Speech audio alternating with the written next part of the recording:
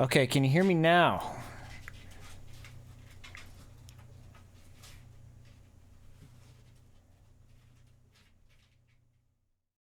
Let me know if you can hear me now.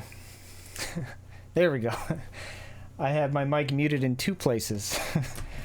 I fixed that and then started talking again, and then I realized the other part was muted. So I'll start again. Third time's a charm. Welcome everybody, thanks for joining me. This is the first time doing a stream setup like this, so let me know if anything's wonky. I know I had a problem before with the microphone cutting in and out, and it was like sampling rate differences or something. I think it should be worked out now. If not, let me know. Yeah, so I'll be streaming myself just clumsily futzing around with this King's Quest 2 that I've been working on for the past 15 years, something like that. So I started this, I think, in 2006-ish, and I started by just doing this here background. I used Brian Provinciano's SCI Studio, which has long since been abandoned. He's gone on to make, I think his company's V-Blank, right, or something? And he made Retro City Rampage and the new Shakedown Hawaii, and he's doing a bunch of awesome stuff, but he's abandoned SCI development entirely. But this is where I started. This one screen, I thought, it would be cool if King's Quest 2 was in the King's Quest 1 remake by Sierra style. I'm like, I wonder if I could pull it off. So I did this one screen, and it was actually a little different, and I refined it over time. This little tree bush here is actually pulled straight from King's Quest 1. I'll show you how I did that later.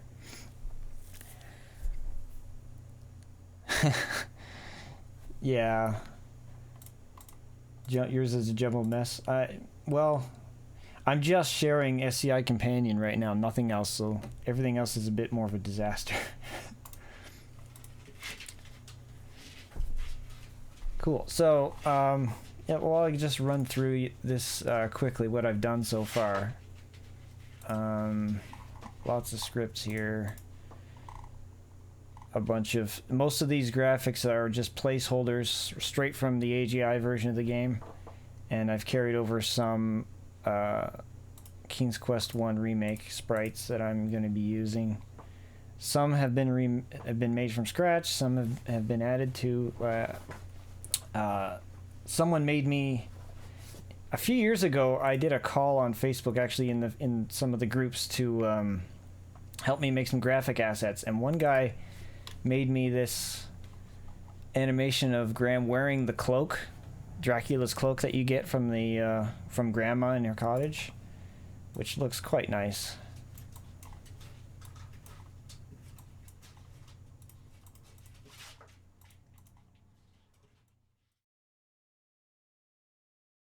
His name was, I don't remember his name from Facebook, but he went on the SCI programming forums. He went by the handle TJSASE. So I'm not sure who that was, but thank you for that sprite. I will be crediting you, and I will be trying to track you down to find your name to actually put in the credits when this is all over. Are you keeping the bridge mechanic? Yep. This is going to be pretty much the same as the original game, with just some things fleshed out, like the same way that Josh Mandel did the King's Quest 1 remake with Sierra. So he fleshed out the introduction, added a lot of dialogue, but basically it's the same game. I'm going to be doing the same approach with King's Quest 2. So the bridge will probably stay mostly the same. I probably won't. I don't know. I'll see how it goes. Maybe I'll add a no dead ends option. Doesn't seem very Sierra though. So I started with this background actually while I was just going to school. I went back to school to get my high school diploma because I never finished it. And in my in-between times between classes, I was working on this on an old laptop my wife had. Then I did this scene and went directly east and did this screen here, which kind of, I'll bring up, maybe I'll bring up AGI Studio to compare it with the original.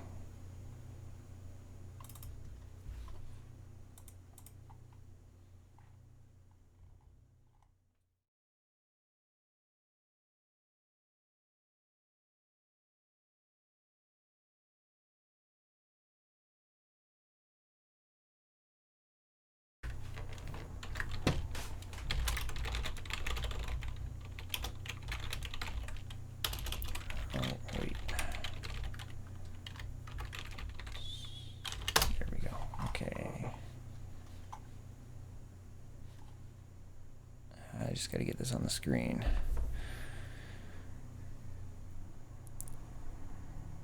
Tinker with having different outfits, but then I remember that I'd have to do custom anime. Yeah, so I'm probably gonna do something like King's Quest.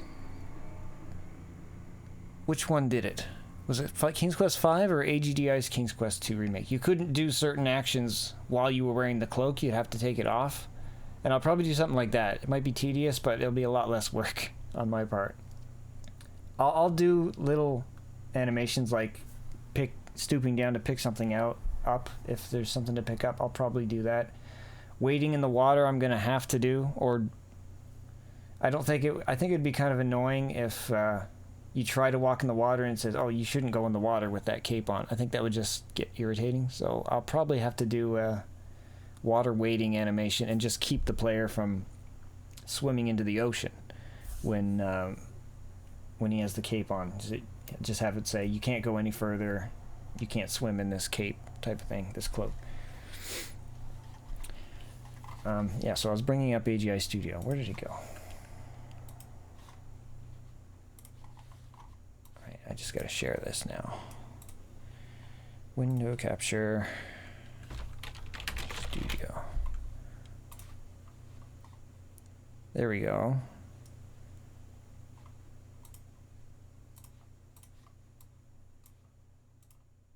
Whoop, hang on. Wrong transition.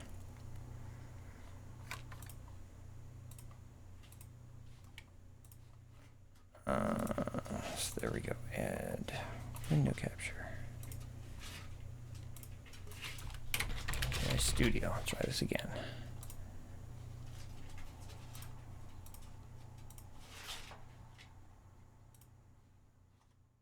Okay.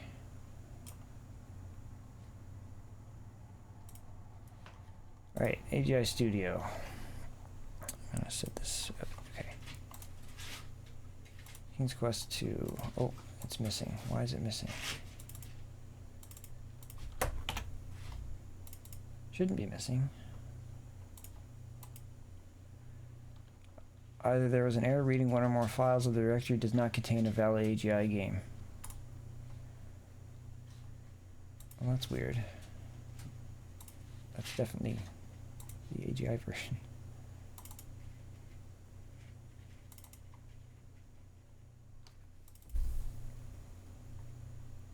Sorry, bear with me for a second.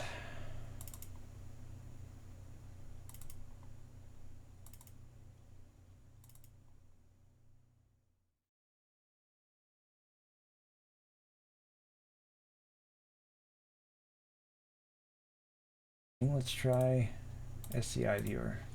That'll open AGI games, believe it or not. And it probably will function a little better anyway. Maybe it just pops a window saying he removed the cloak when getting into the water. Oh, I could do that too. And I suppose it wouldn't be too much work to check if he was already wearing a cloak when he went in the water, and then when he comes out of the water he puts it back on.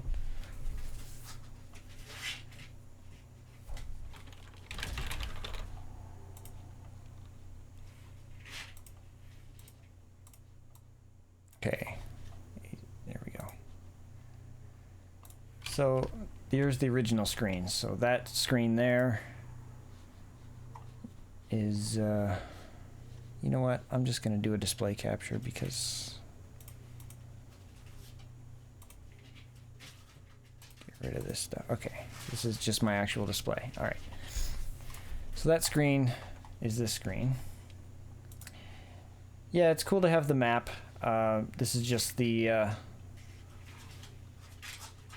picture viewer, so it shows them all in tiles, and just so happens to be laid out in an arrangement of the map, so it kind of works out nicely. And the cottage is one you can see with the Red Riding Hood screen here. This is one of the screens she appears on. I just called it the Red Riding Hood screen. I kind of followed the same. Like there's that tree with the rise in land there and the sand. And I kind of mimic that here. But with the cottage screen, I decided to completely redo it and try something new, like with King's Quest 1 would have been. So I completely redesigned it. So there's the original, and here's what I did. I added this tree next to it and the mailbox out. Well, the mailbox is by the fence anyway, but there's a flower bed here. I got rid of the more modern looking amenities like this grating. Like, this looks like a modern house, right? And I suppose it's still a little modern. This actually had a lot more light seeping through the trees, but I had to keep it consistent with the rest of the game backgrounds where the sun is coming from the right. Like, there, you see the mountains there, and it's casting a shadow. So the sun is coming from the east.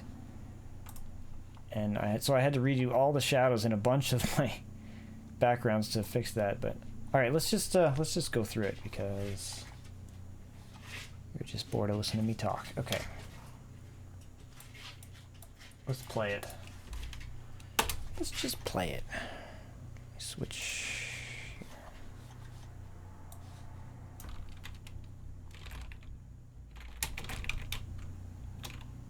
Oh, E9, SCI 2, SCI. Did I not add music on? Okay. Missed it, but I kept the introduction from the King's Quest 1 remake. Insert coin. Thank you. It looks amazing, man. Thank you very much. I kept the intro to the theme from King's Quest 1 SCI, but I'm going to change the actual theme, similar to how the King's Quest games after King's Quest 5 had the King's Quest 5 fanfare on the title screen.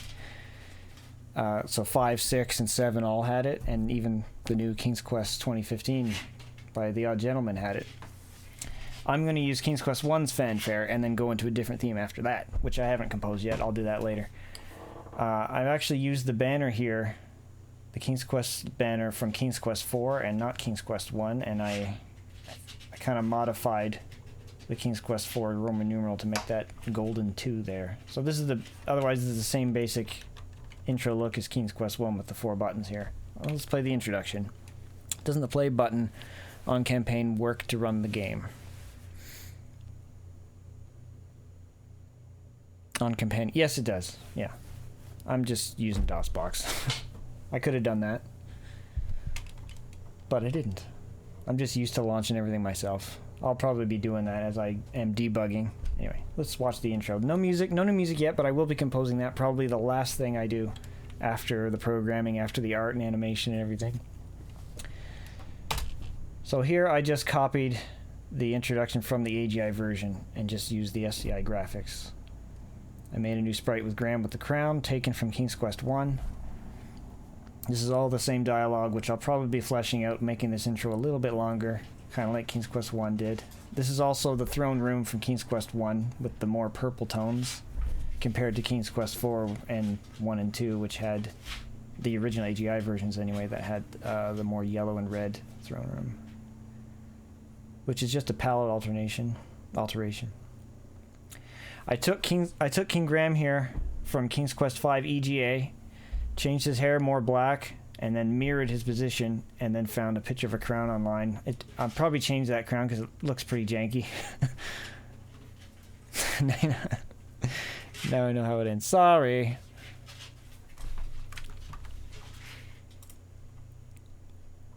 I don't know why that... Okay. Sorry for the spoiler. I added that animation there of him putting down the crown and picking up his cap. So I was pretty proud of that animation. Getting him to actually walk off screen here, out of camera, was actually very difficult. How's the volume, by the way? Am I still good for volume with the game? Yeah, I didn't do that. That's ripped straight from King's Quest 1, the marble stonework on the throne room scene. Took it straight from King's Quest 1.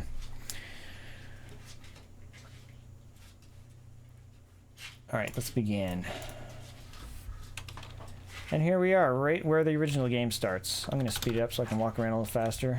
I programmed a few things, like when you wade into water, he gets deeper and actually starts swimming, which King's Quest 1 did. So you don't have... So in the original King's Quest 1 and 2, you just jump into the water and then you start drowning and you need to press the swim button or type swim so you could not die. King's Quest 1's remake, thankfully, made it a little more automatic, which is a nice effect. And that's probably gets a little too steep too quickly. I'll probably fix that, which I'll show you. I have some debug options turned on, so if I do Alt-P, it'll show the priority, and this is the walk behind. So everything that Graham can walk behind, everything on the screen is drawn in vectors, obviously, which I can show later. And everything you can walk behind has to be drawn in a different screen called the priority screen. So when I added that tree, I took straight from King's Quest 1, I added draw commands to make it a certain color. So this specific color, see, if I stand right about here, I'm the same color. That means I'll probably be walking in front of it. If I'm there are priority band colors, and some of you probably already know this. Hey, Mega Hammer Studios, good to see you. Thanks for coming. Thanks, it looks cool. Hey, thanks, looking great. Thank you. So there are priority bands, 16 colors, all 16 colors of the EJ palette, set on the screen. They're invisible, and they're set for certain areas of the screen. And if Ego walks past them, he changes that to that color in priority, which is why it's called priority. And if Ego is on the certain priority color that's above another one, he'll be drawn behind. So when I drew this rock here, I made sure to draw it all in gray in priority, so Graham actually walks behind it. And the same with the palm tree here. So that's how it worked. If that ruins the magic for you, I'm sorry. But that's why you came, right? There's another screen called Control. And this shows all the control areas of the screen. Again, 16 colors, and you can make them do most anything, but some are hard-coded. So white means you can't walk past it. And the other colors are up to my control. I can make them do whatever I want in the scripting. So blue I have set so that when you walk inside the blue, he starts wading ankle deep in water. And when I go into the green, he gets a little deeper. And the teal, until by the red, he's just full on swimming. So that's how that works. So the scripting language is automatically checking to see if Ego is on these colors. And if he is, change his view to be this. So very similar to how it would probably work in AGS or most other engines, you know, adventure engines anyway. And then the purple color up here, I have set to when he walks that way, he changes the room to the next room that's above. Voila. And this is just an AGI screen. I added dithering to it for fun, but this is just placeholder. Anyway, let's keep going. And I should probably open Notepad++ so I can take notes of whatever bugs I find. Okay. All right, so let's go straight down. Another screen I made, kind of mimicking the original. I drew this tree from scratch. It doesn't look as nice as this one from King's Quest 1, and I'm trying to mimic King's Quest 1 as close as possible without ripping off too much. But I'm no artist, so I'm not amazing at it. So I'll probably redo this bush a bit, because it's kind of visually jarring. A lot of this doesn't look as nice as it could, I think. But it's alright. Here's the mermaid screen, which I'm pretty happy with. I'm going to add animations around the rocks so it looks like the water is rippling. I'll do that after. I did redo this screen, but it's not finished yet. Let's keep going down. And here's the clamshell. The clamshell. And again, the dialogue is all the same. I just wanted to get the basic game functionality duplicated, and then I can flesh it out later. Get bracelet. How are the animations done? Yeah, that's all handled by the so the game is.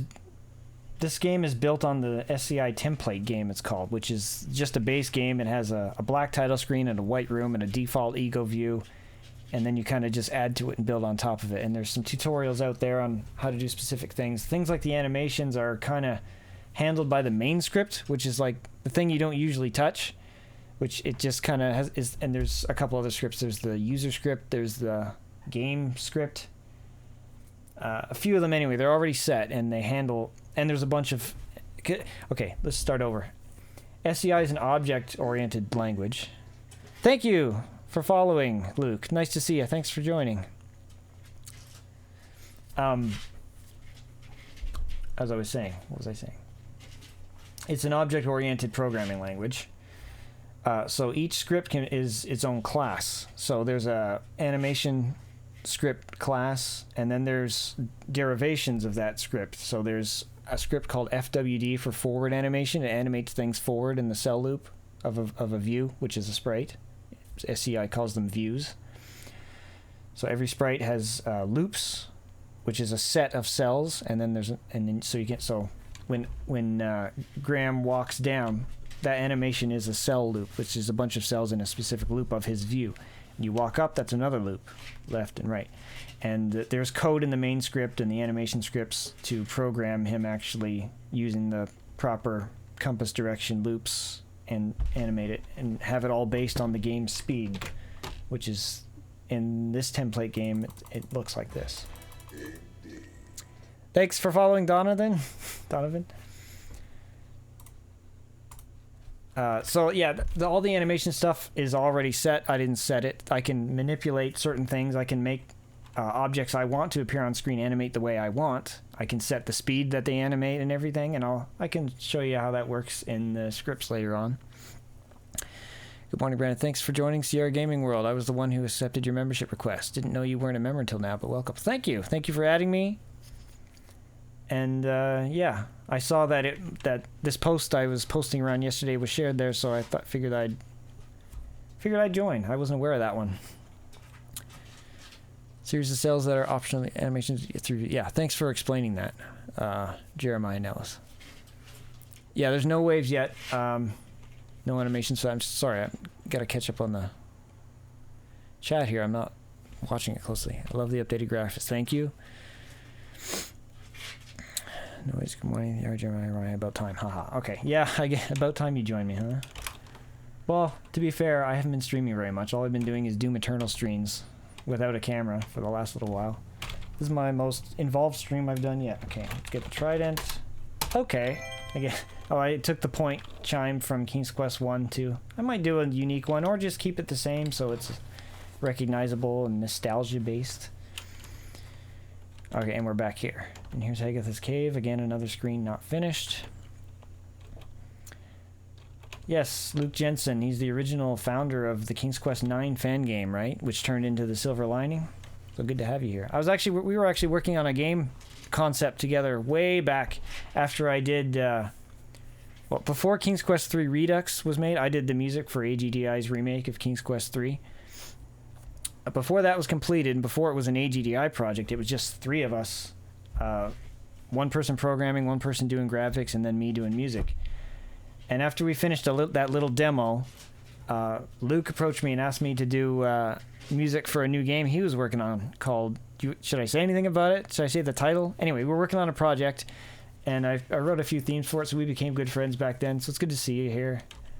There's Red Riding Hood, by the way. There's no random appearance. She's just standing there until I don't need her anymore, which I don't have the option to give her anything yet, so... Again, one of the things I have to flesh out is... I'll probably do her walking randomly around first, and then do a random appearance, and then throw her in different screens than this one. This is one of my favorite screens I did. I did these screens a certain way, and then I played through King's Quest 1 to get inspiration again, and realized they did something a little different with the water. Before it used to just be all blue, with the light blue lines to show that it's water, and King's Quest 1 had this beautiful effect where it used dithered colors with blue to make it look like reflections. So I tried to copy that as closely as possible. I think it came out pretty well. I really love how it looks, actually. And there's the water. Notice there's no red control lines because you don't outright swim. It's just a little lake that you wade through. Although I might make that a little deeper in places, but it seems too small to be able to swim. Yeah. Awesome reflection. Looks fantastic. Thank you. Alright, here's the stake. We'll pick up the stake. Again, this game is completable right up to the top of the quartz tower, where there is currently, to the best of my memory, there's currently a bug with the line that I didn't get past. So when we run into that, that's probably where the playthrough will end. So the more screens I haven't finished. There's a lot that's not done. You can go in the cave, but I don't want to do that yet. There's no priority or control lines anywhere on the screen. It's all blank. So you just walk on nothing. Alright, let's keep going. Oh, here's Grandma's house. Okay, so one thing I didn't think of when I designed this was if you actually come into the screen from the north, you can't actually access the cottage at all. Because if you come over here to this side, there's not enough space. So you actually have to change screens to go in. I might change that later. Some foreground trees that I added, which no artist, but seeing these little details in the King's Quest games gave me the idea. And you can't actually walk on the flower bed. Okay, so here's the mailbox. I drew this one from scratch because the other one looked too modern, so this one's just like a wooden mailbox, even though it does have the flag there on this side. And there's a sign that will probably say mailbox, but I can't look at anything right now. What if I say look? Cozy cottage is located in a thick wood. A large old tree shades the area around the cottage and flowers adorn the front window. So that's the same as the AGI original. So look, mailbox. The mailbox has the words Grandma's house on it. I'll take your word for that, narrator. Open mailbox. Nice little opening animation. Small basket of goodies. So this is one thing I remember struggling with this way back when, and I'm gonna have to think hard on how to, because the way the parser code works in this game, it's very particular, and I'm not sure how to utilize words with of in it. So there's a basket of goodies in the mailbox, but right now it's not programmed correctly, so I can type get basket of goodies, because that's technically two nouns and a preposition, and the game doesn't understand what I'm trying to say. So if I do get basket of goodies, you can't take that. It doesn't, so it's not programmed in properly. Someone was streaming this last year, streamer by the name of Pirate Savvy, which you should check her out. She's a really good streamer. Has a good community too. And she was streaming Mage's Initiation, which is how I found her. But at once she found this demo and streamed through it, and she couldn't get the basket of goodies inside the mailbox, so she couldn't get very far because I didn't program in all the, well, I don't know how to figure out how to do basket of goodies yet. So you can't even do basket, which I could do, or goodies, but you can do goodies basket. That will work. So I've done the bare minimum scripting here. You can see how little is done. Sure, you can say it. If you want to get really fancy, you can add ego reflection too. Yeah, I will be doing that, like similar to how King's Quest 1 did that on the front of the castle when you're walking across the moat bridge. I do want to replicate that, and I will be doing that if I can, and probably do something like have the ego only drawn on a certain, like the ego reflection only drawn within the priority of the water or something. I'll do something like that, and I'll figure it out. It'll look cool if I can pull it off. Sure, you can say it. It was a working title anyway, and it's still alive, just that my co-designer and I decided it would work best as a book. Travis and I have lost touch quite a bit, but the story is still very much in my head, and I'm doing some research for it currently. Yeah, so the game he wanted to make was called Wizard's Quest, which is kind of like a blend, I guess, of Quest for Glory and King's Quest, which is ironically what I ended up doing with Mage's Initiation. So it's kind of a little bit of the same idea. But I wrote some music for that, and so that's how we met. Yeah, it was a pretty neat project. It was fun to work on, and some of the music I wrote for it is some of my favorite that I've ever done. And I've used a couple in other projects, maybe one, but I haven't used the rest of it. So it'd be cool to find a good use for it. Climb the fence? Yeah, I could do that. Did you do a lot of tracing over the originals, or just use as a general reference? Just as a general reference, because one thing about I got the basket of goodies. Close mailbox. You can even close it. Look at that. And all that is a reverse animation. Again, I'll show you how I did that in the scripting later. Yeah, so this screen I couldn't really trace over because the Graham Eagle sprite in King's Quest 1 Remake is a lot bigger than the AGI sprite, so everything kind of has to be blown up. I might have traced over a little of this, actually. Just a little. Like, I didn't copy everything out right. You know what, though? Maybe I did trace this one. I probably did trace this one, which kind of makes this area look a little smaller than the AGI original because Graham is so tall. Yeah, so basket of goodies. I remember fun with the parser on that. Yeah, absolutely.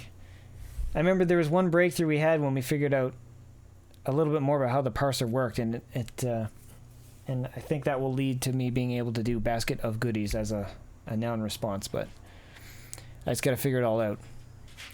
Jeremiah is a parser genius. Yeah, I'll be hitting you up on on all of this then. Our Pirate Savvy, yeah, she's great. She has a lot of cosplay too as Sierra characters. It's pretty fun. Used to be good with parser, really rusty now. It's like riding a bike. You'll get right back on the horse. I'm like mixing metaphors.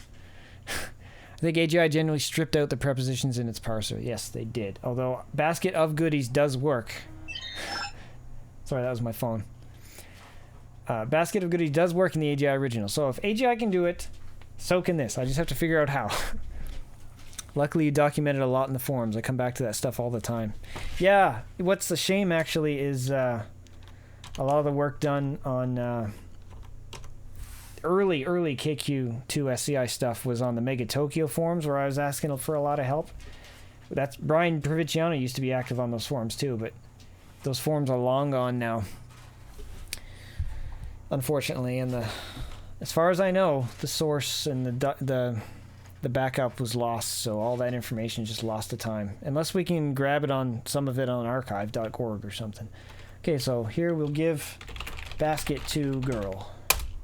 Gratefully, Little Red Riding Hood accepts the basket of goodies, and she gives you a bouquet of flowers. And I even changed the sprite so that now she's holding the basket, just like AGI, but she doesn't jump or hop around yet. But I will be doing that. And here's the bog, or the swamp. Now, where Dracula's castle is on his island. Now, this part, it doesn't look too ominous right in the AGI version, but I want to make it like totally ramp up the atmosphere and effect. So I'm talking like Colonel's Bequest levels of creepy swamp levels. I'm going to try to channel that somehow. I'm no good at art. I just do what I can, but I'm going to try to channel a little bit of Colonel's Bequest for this whole area. It's going to be great. In my mind, it's great anyway. We'll see if I can pull it off. Add some creepy music, maybe. Maybe add some sound effects here, and then on this screen add some creepy music. And then ramp it up when I actually get on the island. Stuff like that. So I'm just thinking about this stuff as I'm developing, as I'm playing through it. Okay, in this log right here, there is... You can't look in the log, but I programmed in all the points of the game pretty well, except for maybe the very end. So you can see it says score 19 of 185. That's how many points are in the original. I'm trying to copy it as much as possible. What is it? The necklace. That's not how you spell necklace. No. Necklace. Okay. Love that point chime. I'm playing with Munt too, by the way. Oh, that's another thing. I'm going to have full support for all the audio sources that SCI supported back in the day. So PC speaker, 1083 voice, AdLib, MT32, and maybe even General MIDI. I can add that. I know that that's with some new tricks that the community has come up with, we can make that happen too, where these games originally didn't support General MIDI. We were actually aiming for the atmosphere of King's Quest, the humor and pop culture... Oh, for Wizard's Quest. And pop culture references of Quest for Glory and the mystery and investigation of Gabriel Knight. No role-playing elements or stats. Okay, so I'm just misremembering. Still, the idea was really neat, being a wizard on a quest. Kind of like mages, a wizard. Although I like the term wizard better than mage, honestly. Mage is like overused, a little bit hipster. I'm just kidding. Okay, Grandma's house. Here's another screen I did. You can see that I started from screen 1, which is screen 1 in the AGI original, and then just worked my way right. So another one that you can see the fence there, kind of like the AGI original on the screen. You can see the fence, so you know that Grandma's house is right next door. And it starts getting to more thickly wooded area, so a lot of shade, not much sunlight peeking through, but all adds to the effect. And I have a bunch of random type of trees too, so we got like oak or something here, and then there's birch trees. I tried to copy that from King's Quest 1 remake, which had some birch, and so I kind of utilized that style for the bark there. Oh, here's the swamp again.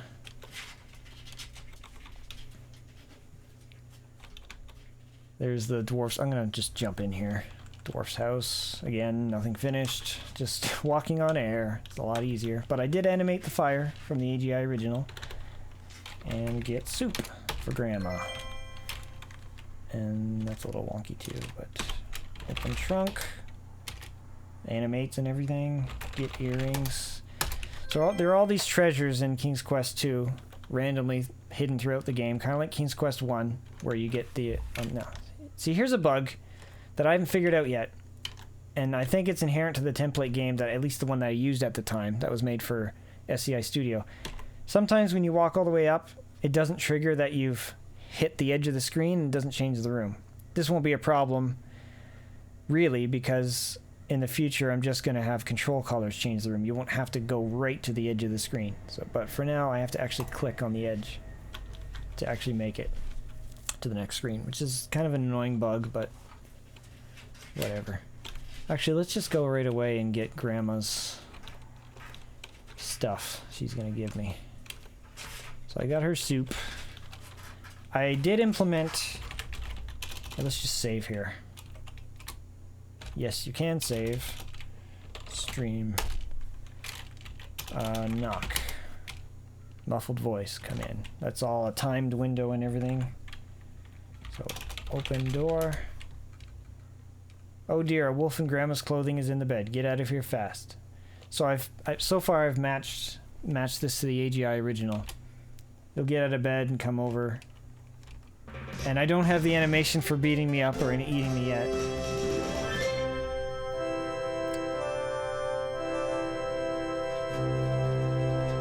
So, this is the same death message from the original, but I used the King's Quest 1 for now, death screen, and music, which I'll probably change those later to reflect the theme of the King's Quest 2 whenever I compose it, whatever it'll be. The door, but it is random, so you go in, it's okay, it's still a wolf, but you keep trying. Still a wolf. There, it's Grandma. That'll be... yeah, so give soup to Grandma. You're not close enough. Oh, I gotta change that. I feel much better. Look under the bed. Look under bed. You're not close enough.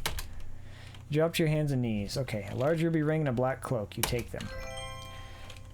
So here's the inventory. You press tab like any other.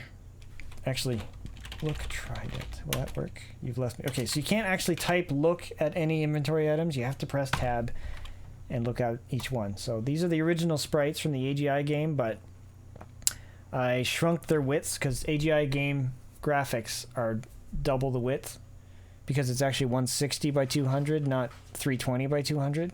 That's why all the pixels are double wide. So I took the views of the inventory items from AGI and then just reduced their width to 1 by 1 pixels, and it actually looks all right. I might just keep it this way. All these sprites look fine. The bracelet, stake. Well, I'll probably change the stake. The ring looks great. The necklace, earrings, chicken soup. So, and there's the black cloak, which looks great.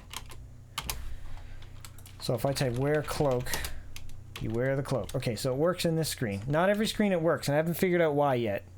If you, some of the screens I walk onto, he'll just stop wearing the cape entirely. And so there's probably some call or check in the script that's just not activating. I can't remember right now offhand, but not every screen he'll be wearing the cloak. See, already here, he's not wearing the cloak, even though he is. So remove cloak. You take off the cloak. Wear cloak. You wear the cloak. Okay. So I have to actually take it off and on and put it on again to actually see it. But look at that animation. That is great. Again, TJ SASE, TJ Sassy, Sauce, Says, Saws. I don't know how to pronounce it, his handle he had. But that's an amazing contribution, and I'll definitely be thanking you in the credits once I figure out what your real name is. If not, I'll just put that name. Remove cloak. Alright, moving on. Is this a straight up straight update of KQ2 in the same sense as the 1990 KQ1 remake, or have you added any additional puzzles or dialogue? No, I'm not. I'm gonna keep it 1-to-1, like Sierra's remake, and AGDI's first remake of King's Quest 1. I'm gonna keep it 1-to-1. Just flesh out some dialogue writing and the introduction and ending sequences in the same way that Josh Mandel did. So Sierra's approach to their King's Quest 1 remake, you can expect that for this one.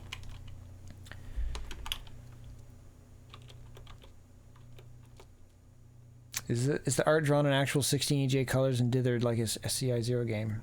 Yeah, it's drawn with the actual SCI tools, so all the dithered colors are actually a color itself in SCI. Well, let me just show that real quick. Change back here. In well, let's take what has a lot of dithering. This has some dithering in it, and it's one of my favorite screens, so we'll look at this.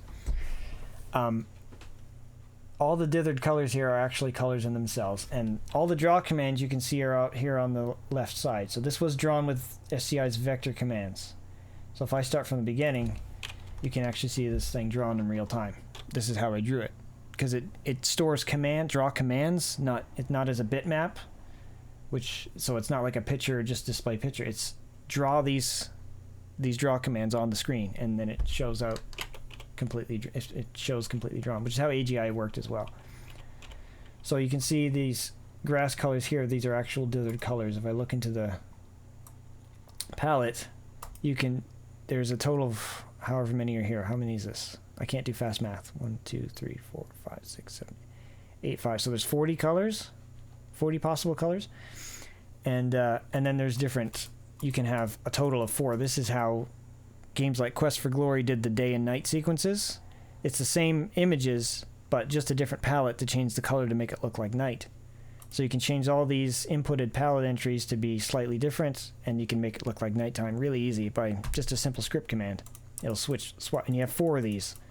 I don't know of a Sierra game that actually used all 4, but there's 4. So you could do midday, dusk, midnight, and then like dawn. All different colors you could use. And so there's not much overhead. It's not a completely different background that it has to redraw. Just a couple different palette changes. So Sierra were pretty smart about saving on resources and disk space and stuff. So anyway, so each of these you can be a blend of 2 different colors. So these dithered colors here's gray and brown, which I used for the back of the trees here, and then the water reflections here. So that's how that works, yeah. And these flowers here are all the pen tool, which you can have in different sizes, the grass and stuff. I pulled that from King's Quest 4, ripped that off. All right. Let's get back.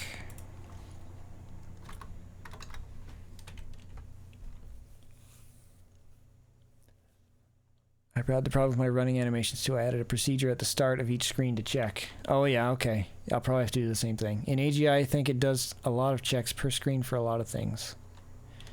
That's probably true. I haven't honestly delved too much into AGI programming. I don't understand. It's probably easier, but I don't understand the syntax, so I couldn't actually make an AGI game, though. But a lot of people made AGI fan games back in the day with AGI Studio.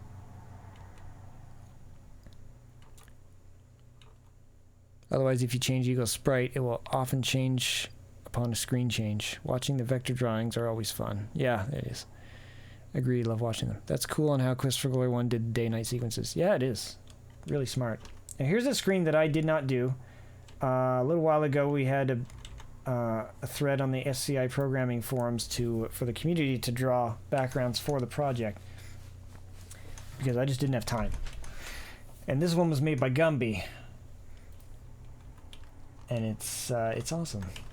So this is the screen that has the mallet in the tree hole, and I love how it's different and doesn't trace over the original. I like it when it kind of changes. I'm gonna have a couple scenes that, like that initial first beach scene, that mimic the that trace over the original just for nostalgia, but I'd like to totally redo like most of it. So get mallet. You're not close enough. Okay. No walk behinds or control made for this yet. I know Roberta wanted to do different palettes for day and night, but also dawn and dusk for KQ4. Oh, I wonder if that was the purpose of having 4 palettes. Yeah, I don't know, because I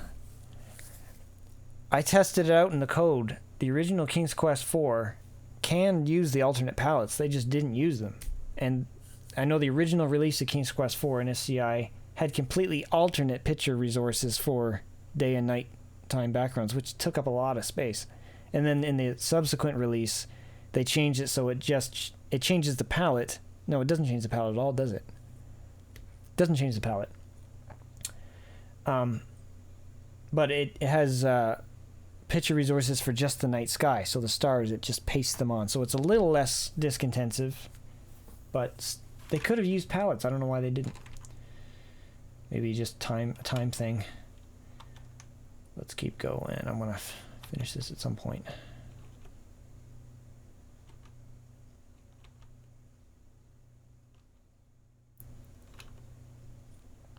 More screens unfinished. Now, this scene is a beautiful recreation of the church, monastery, whatever, by a member of the Infamous Adventures team named Little Blue Smurf. I don't know his real name, but on the IA forums, he was always known as Little Blue Smurf, and he worked on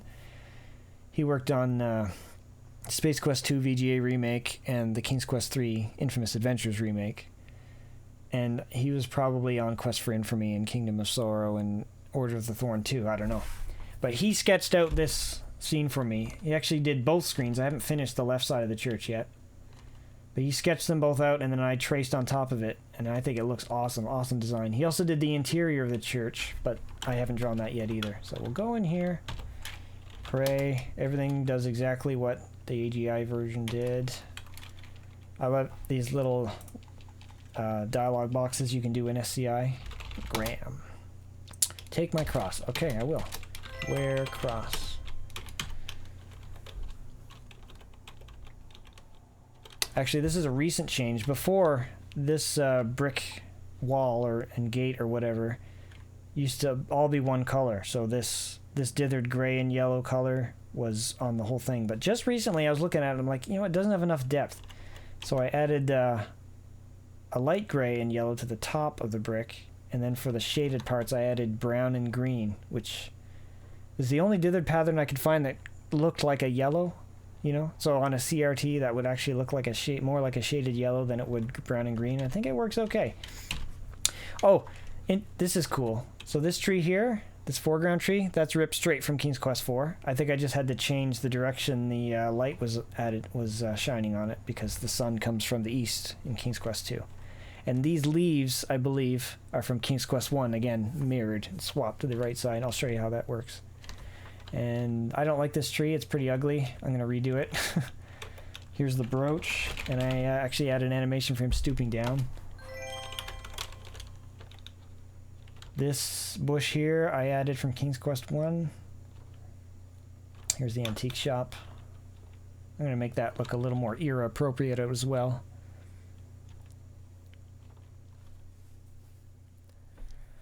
I've made a Mac port of AGI Studio. The AGI logic script is fairly straightforward. Oh, cool. Good job. Yeah, I just never got around to it. I was more interested in SCI, and I really wanted to support it at the time because more people were doing AGI, and when SCI Studio was first on the scene, I wanted to really support it and make people use it, you know, promote it. And here's the bridge screen. So I'm going to save again. I have this. In the original, you gain a point every time you cross the bridge. So watch the score when I walk across. 1, 2, 3, 4, 5, 6, 7, and then I think that's it. Yeah, there's the bridge death. I didn't shake the screen. I'll have to add that again. There is code to have the screen shake. So I did put that in, and you can only go across the bridge the number of times the game wants you to. If you do it any more excessively, you will die, just like the original. That's the way it is right now. Didn't do this screen yet. I'm still wondering how to do this magic door thing. I don't want it to look so simple. have some neat magical looking door with some effects maybe. I don't know. Look door. You don't see that here. And not finished. Read inscription. This will get you your first point. Whosoever chooses to seek the key for this door will undoubtedly make a splash. That did not give me a point. Right. But it does trigger the first quest for the first key. That's how you get the mermaid to appear. So we'll go see the mermaid.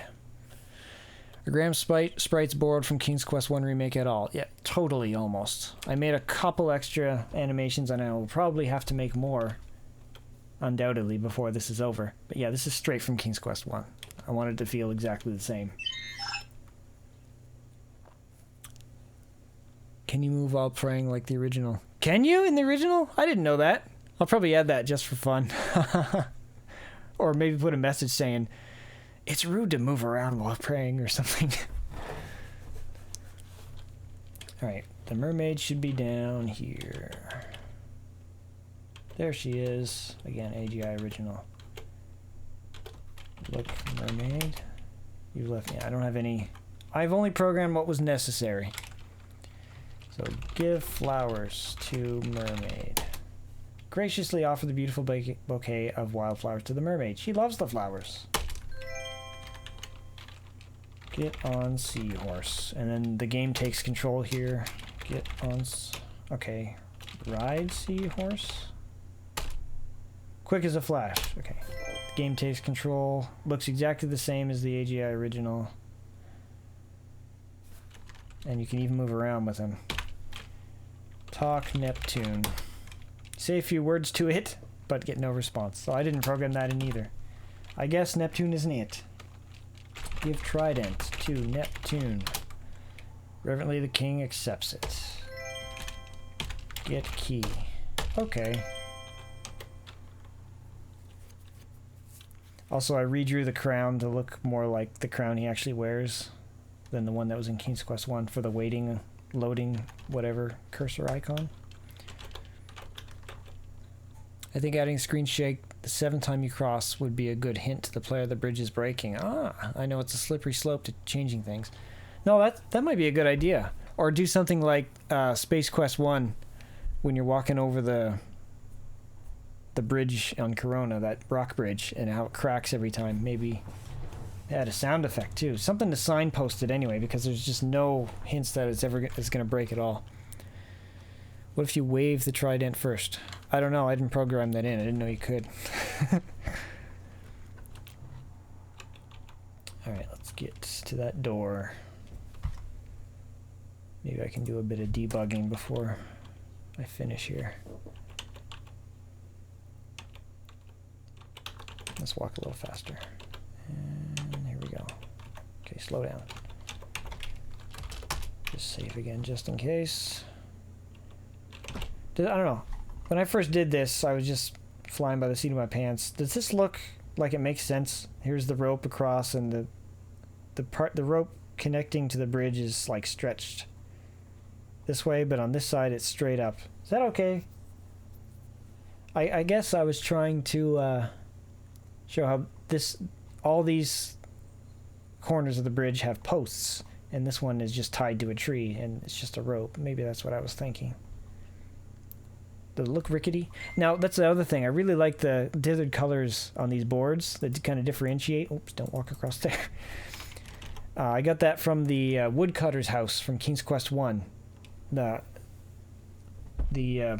dithered colored patterns used on his house, I pulled from that and used here the same dithered colors. So it looks like old degraded wood that was used for maybe multiple things and just slapped together for this, you know.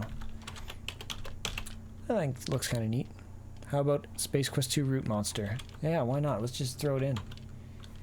Space Quest 2 is called the King's Quest of the Space Quest series, right? By somebody. I can't remember who said that. Unlock door. Presto, it opens. Read inscription.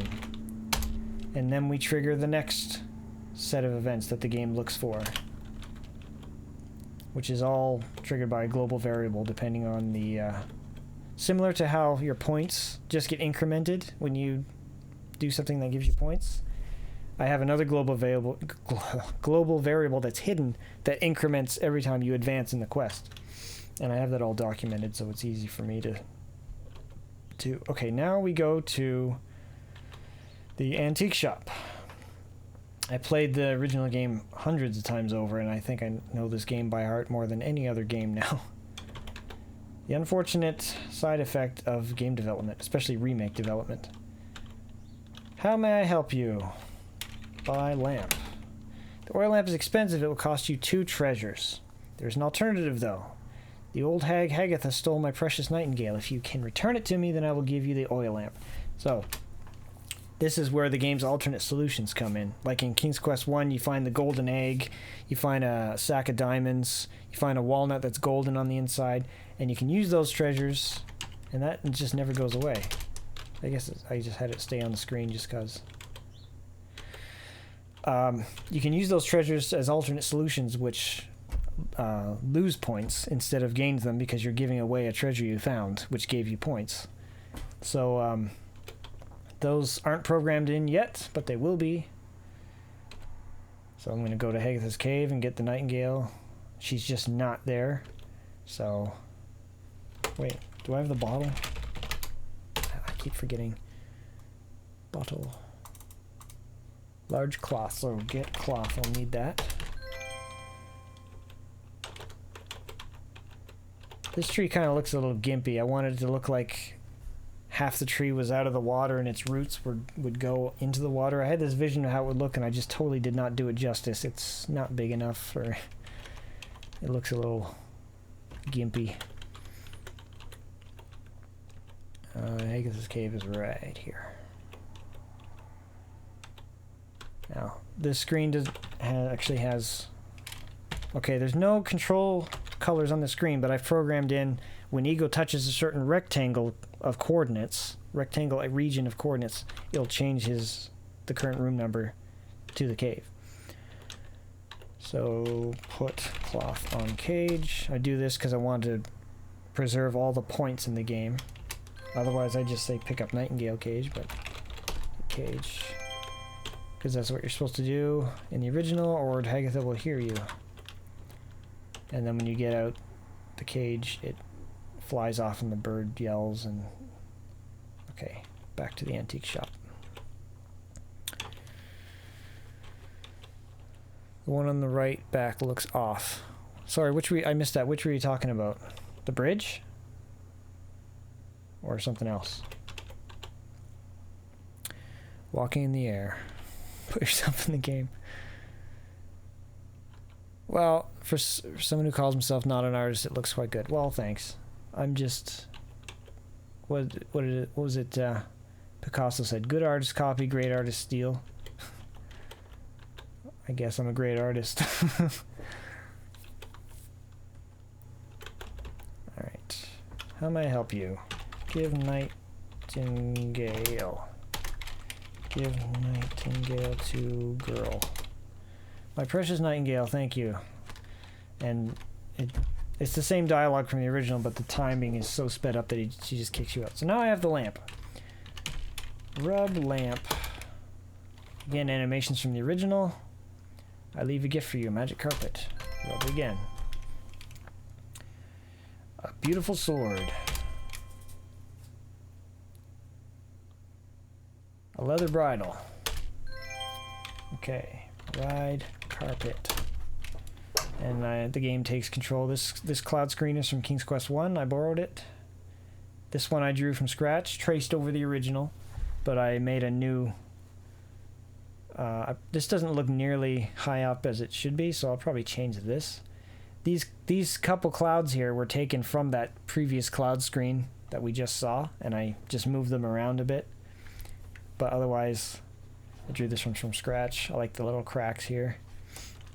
I really use a lot of dithering. Oh, and when you land, it resets the game speed back to default, so I'm going to have to add a check for it to check what the game speed is before this scene takes place, because I like it to keep the game speed that the player wants to play at, so that's one thing I guess I'll write down right now. Mountaintop, keep game, preserve game speed after sequence. Whoops. I forgot. You hit tab to alt tab in DOSBox and oh, look at that GUI error there over the status screen. It's not redrawing it because the inventory window's too big. I'll have to look at that code, see if I can tweak that. Here's where the snake would be, but he is not here, so you can safely pass. No poisonous snakes in King's Quest 2, at least in my version. Oh, here we go. So, stream 3. This little hole, as we know, showed a demo for Space Quest 1 in the AGI original. In some versions, anyway.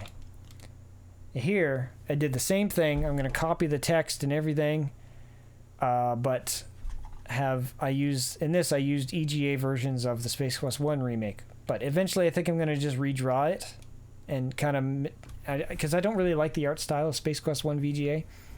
I know a lot of people love it, and some of the screens look pretty good, but I don't like the 40s B movie sci-fi style. So I'm going to redo all these screens to look like the AGI original Space Quest 1, and maybe eventually I can actually get to doing that game. But you know, this game took me 15 years and counting to get through, so I probably won't get to it. But back in the beginning, I had this grandiose plan to do King's Quest 2, King's Quest 3, Space Quest 1, Space Quest 2. Yeah, it's probably not going to happen in my lifetime. Hang on. And there's no music here either. Sarian Encounter. This logo of Space Quest 1 is actually from Space Quest 4 EGA. This was a Sierra picture. This is from the EGA version of Space Quest 1 VGA, if you can make sense of that. I used the font that they used in the demos back then. The colored font with the black outline. All the same screens from the AGI version, the same areas, just with the remakes graphics. Although I did change some of the dithered colors to look a little softer, so it's a little different than how the EGA version of Space Quest 1 VGA looked.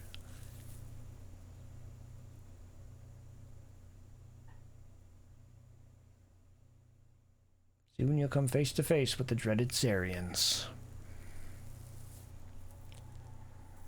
Artist, musician, programmer, anything else? I don't know. We'll see. Whatever interests me. I try to put my hand in anything that interests me. I'm a hobbyist programmer at best, though. It's probably the thing I'm least good at. Yes, the rightmost rope. Oh, the rope. Okay, we'll look at that in a sec. Now, I did program this. You can't use the carpet on every screen on the surface, but I did program this so you could ride the carpet from this screen. And it actually takes you through these screens before you go back down. Plop. And now we have the second key. Game can be pretty fast when you know what to do. Alright, now that screen will take me right to the bridge. Okay, which one was it? Borrowed it, meaning you'll give it back later? No. It's the euphemistic borrowed. I don't intend to return it. Sierra seemed to like employees who could do more than one job. Space Quest 2 is better. I actually preferred it too. Space Quest 2 was one of my favorites when I was a kid. I think it's because the one I started with, and I liked how it didn't start with a time limit that stressed you out at the beginning like Space Quest 1 did. But on the whole, when I look back, I think Space Quest 1 is a better game. But Space Quest 2 still has a special place in my heart. That's how I am too. Programming is my weakest link. For me, it's the art. Yeah, we all have our Achilles heel. There's a great gag message if you try to use the carpet in the mouth of the key cave. Oh, I should look at that. I haven't looked at all the interactions in the original King's Quest 2 yet. There needs to be a Quest for Glory 2 Easter egg relating to the carpet. Probably add one. I've never played through the Quest for Glory games, though. I kind of played through the first one and played some of the second one, but I was never much of that type of stat grinding RPG type player, so I shied away from it for years. One of these days I gotta play it though. The rightmost rope on the back. So this one here, is that what you're talking about? This is supposed to be like kind of off in the distance, like perspective wise. That this rope would actually be as long as this rope, but it's... Maybe I can move it up or something. Anyway. Cross the bridge again. No, the other one. Okay. Inscription. Set their sights high. Oh, I already did that. Unlock door. Read inscription. Triggering the third quest. Whosoever chooses to seek the last key must have a stout heart.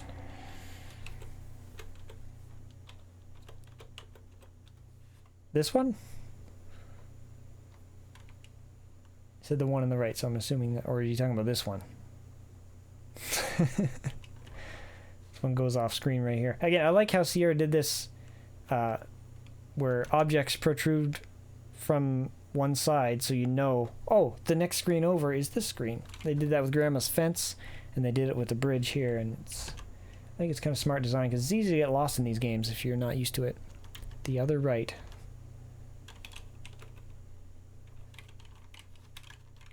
Okay, which one? Oh, that one. I see where you're pointing. So not this one. This one.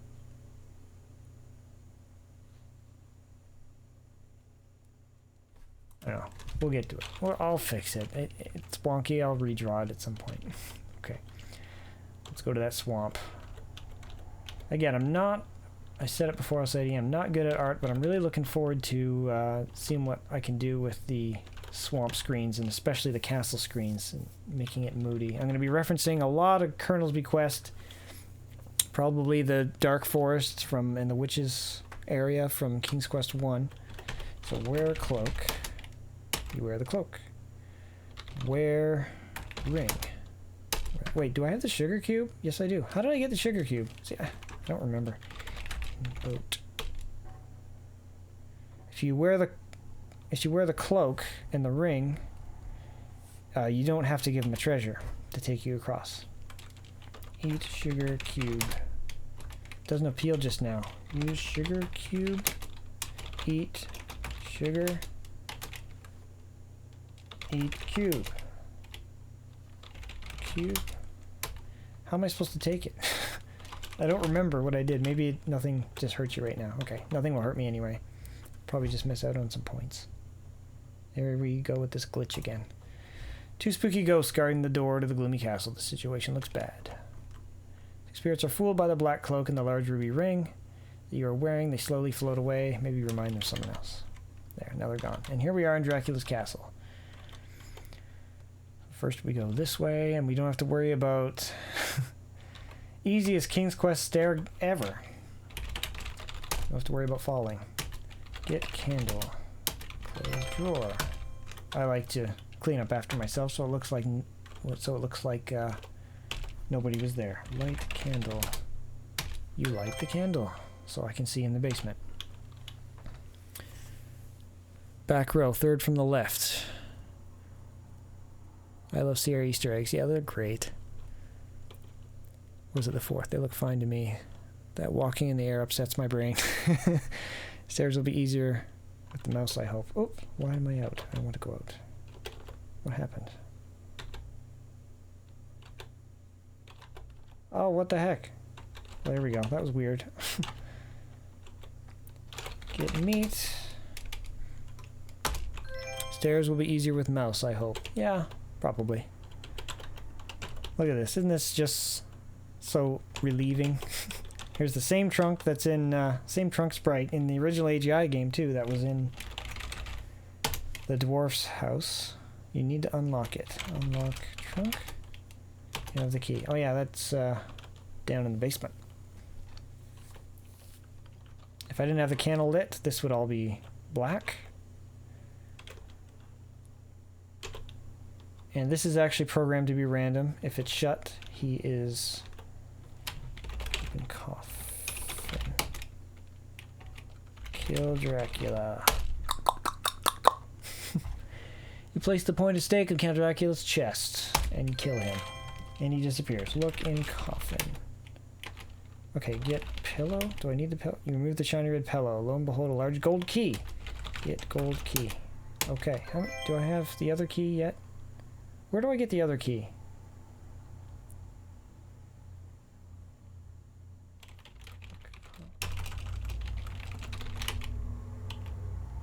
Book key. I know there's 2 keys. Where do I get the other key again? Someone know? Talking of stairs, have you played Stair Quest? And if yes, have you completed it? I keep forgetting to play it. I remember when it came out and I downloaded it and I promoted it because my friends made it geniusly, but I haven't played it yet. To my shame. I will have to get to that. Does anyone remember where you get the little key to open that trunk? Because I don't remember. Is it inside something?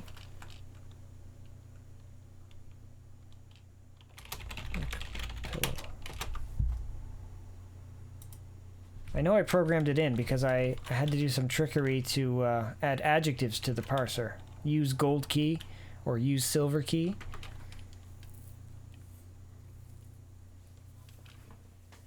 Which means I'm going to be missing points. It's also in the coffin. So maybe it's just because I haven't programmed looking into the coffin yet. Yeah. So I had to program... Okay, get key. Yeah, so it checks. If you already have the gold key and you just type get key, it'll give you whatever key is, it'll give you the silver key. If you already have the silver key and you type get key, it'll give you the gold key. But if you type get key and both keys are still in there, it'll ask you which one, and you have to type which one. So I was really happy when I figured out how to use adjectives in the parser, because otherwise it would just freak out. Gold key, that doesn't make sense. That's 2 nouns. I don't know what to do with that. So there we go. Let's go back up and get the tiara. I don't know why there's a lone trunk with nothing else here in the tower with a trunk with a tiara in it. Nothing makes sense, but... Open trunk. Get tiara. And I'm not going to shut the trunk because Dracula's dead and I don't care. And... Again, I am wearing the cloak. In boat. And we're spit out. Okay, remove cloak. Remove ring. Remove cross. We don't even need that anymore. Should I go all out and just draw, have different views for every item that you can wear? So have a different view for the cloak, the ring, the cross, and then each of those variations with all of them and with some of them. That'd be overkill, wouldn't it? Let's go down. Well, even though that's dangerous, I'm gonna save. Because if I go down at the wrong screen, I'll fall off the cliff. No, I have to go up.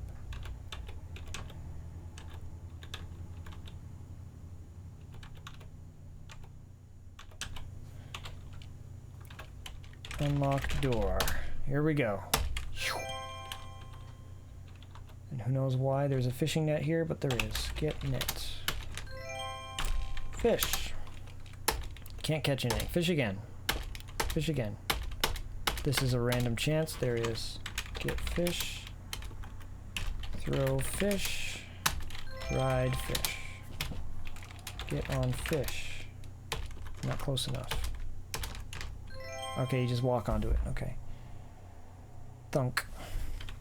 That sea screen earlier that we just rode the fish through was actually the regular ocean scene. I just recolored the palette. So it's actually the same background as the ocean, but a different palette has different colors. It has the orange sky and the purple water. Get amulet. There we go. Now here is where the game breaks, if I recall correctly. Whoops. Let's save. Once again, the magic staircase. Oh, let's go on this side. Oh, I hate this glitch.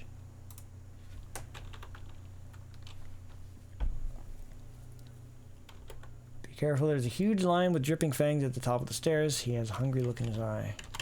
Alright, so... If we get close, you die. He eats ya. Crunch, snarl, chomp.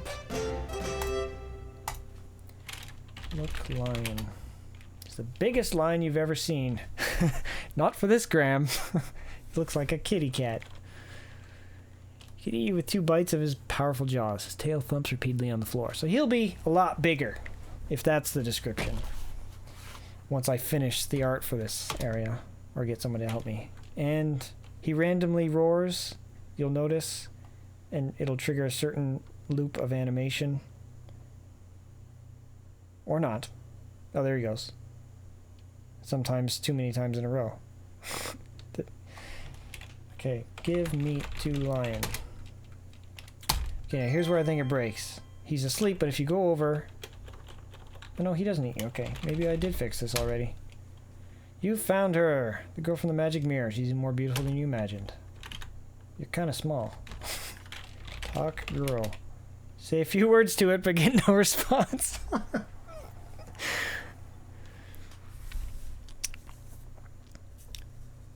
Can't you just walk across the water? No, you can't walk across the water because I didn't trigger a room change. Only a sequence change when you ride the fish. Your friend trolls? Cheat. Is Graham meant to be as tall as trolls? Always yes. In fact, no. In King's Quest 1, the original AGI, the giant in Cloudland is a lot taller than Graham, isn't he? That's trolls. Even KQ5 cheated the amulet. Cross might be nice, but it's not a must. Yeah, I probably will just do the cloak. Graham tucking it under his tunic. Yeah, I could do that. But it would be nice to see it at least. Yeah, I'm going to do an animation of the monk taking it off and giving it to Graham, and Graham taking it, if I can pull that off. I'm even worse at animating than I am at art. It is not unlike talking to a brick wall. Okay, kiss girl. Did I program the whole game yet? Nope. Can't kiss the girl. Can't kiss the girl. This is not Little Mermaid. I can't just kiss the girl. Kiss? Yeah, I don't think I can do anything here. Home. I can't even go home. So I got 148 out of 185 points. Well, that's quite a discrepancy, actually. I wonder how many points it's supposed to award you. So this is the end of the game. And that's that. Pretty cool, huh? So let's look at that last screen there. The tower balcony. SCI Companion has a nice feature where if you open a picture and the room of the picture script number is the same number as the picture, you can go to it right from here. And go right to the script. So this is the guts of the game. So what did I have programmed here? Valenice convo equals 0. That's a local variable I created. So a Valenice in it. The lowercase letter in front of a variable name is kind of a trend programmers use to denote what kind of object it is. So a Valenice would be actor Valenice. So Valenice of act for actor. That's act as a class based on go to definition act. I love how this companion can do this too. So class act of prop. So act is a class derivative object of prop. So it inherits all the properties that prop has and adds a few more. So that's how object-oriented programming works. You have one object and then you just build on it with another object, adding more features, and then you can build on that with another object depending on what you need. All of the objects in the game are based on the main object, which is object, I think. And it's right here. I think this is the object that all classes are derived from. I could be wrong about that. Class object. See, it doesn't say like code of object here. It's not derived from any object because it is the original object. So this is the atoms upon which all other objects are created. Anyway, back to room 90. So the actor Valenice has a few properties. I don't use all of them, just the ones I need. So the view is 72, the X and Y coordinates on screen where it's going to be drawn, and the loop. So if I go to Valenice's... Wait, what? view 72. 72. These are all named. If I put it in list mode, I can see the numbers. There we go. 72. So here's Valenice. This is loop 0, because in programming, everything starts at 0, not 1. This is loop 0, and this is loop 1. So it's programmed to start on loop 1, which means she's facing left. So when I activate her right here, initialize, it'll draw her on the screen with those coordinates, with that view, and that on that loop. And it just draws cell 0 if you don't specify a cell. And all I have programmed here is, so I initialize the ego. That's got to happen. Setup ego is a procedure that has to be run in the beginning of every room screen if you want ego to be there. Unless it's a cutscene or something, you don't want the ego to be there. And then initialize the sprite as well. Then Valenice, and then we're giving player control to the player and assigning the variable, global variable program control false. We have to do both things. I don't know why. I don't remember.